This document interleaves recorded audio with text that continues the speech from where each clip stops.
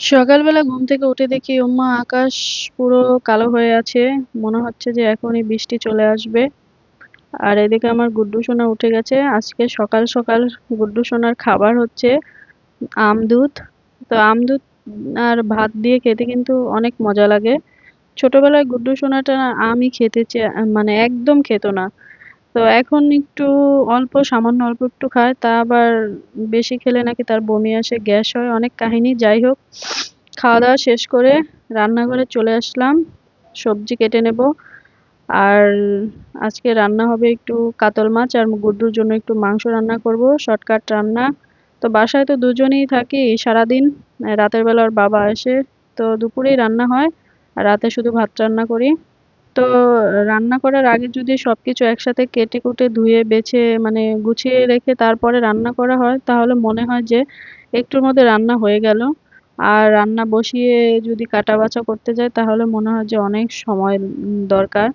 যাই হোক, এদিকে আমার মাছ ভাজা হয়ে গেল, আর রাঁধুনি ফোড়ন আর তেজপাতা দিয়েছি। আর পটল আলুগুলো সুন্দর করে একটু লাল লাল করে ভেজে নেব লবণ দিয়ে। হলুদটা একটু পরে দেব। আর এই যে হলুদ, তারপরে হালকা করে একটু ভেজে নেব। কত সুন্দর করে ভাজা হয়ে গেল। আর এখানে আদা আর জিরে বাটা দিয়ে একটু ভেজে ভেজে নেব, যাতে আদা আর জিরের গন্ধটা চলে যায়, কাঁচা গন্ধটা। আর একটু সামান্য ধনে গুঁড়ো, হলুদ গুঁড়ো, মরিচ গুঁড়ো একটু সামান্য ভেজে নিয়ে একটু কষিয়ে নেব। ভাজতে ভাজতেই আমার আলু আর পটল একদম সেদ্ধ হয়ে গেছে।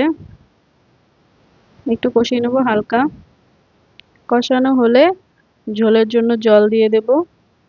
সত্যি কথা বলতে আজকের তরকারিটা খেতে গুড্ডুর বাবাও খুব পছন্দ করেছে, আমরাও খেয়েছি।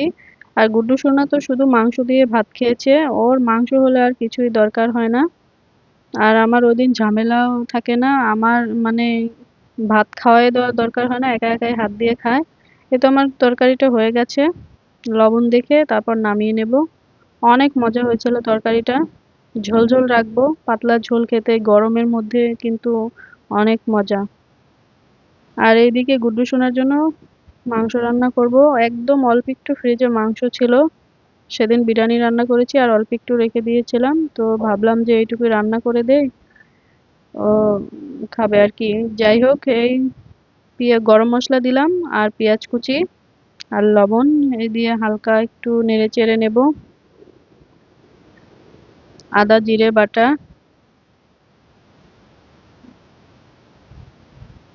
হলুদ গুঁড়ো, মরিচ গুঁড়ো। প্রতিদিন যদি ওকে মাংস রান্না করে দেই, ও মনে হয় যে প্রতিদিনই খেতে পারবে, এমন দুষ্টু। কিন্তু সবজি খেতে চায় না, জানি না কিসের জন্য। এই যে আমার রান্না বান্না শেষ, মাংস রান্নাটা আর দেখালাম না।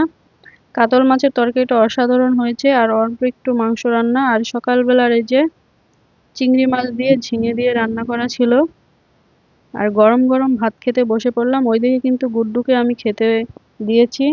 বললাম না, মাংস রান্না যেদিন হয় ওদিন আর আমাকে দরকার হয় না, একা একাই খেয়ে নেয়। আর আমিও এদিকে খেতে বসে গেলাম।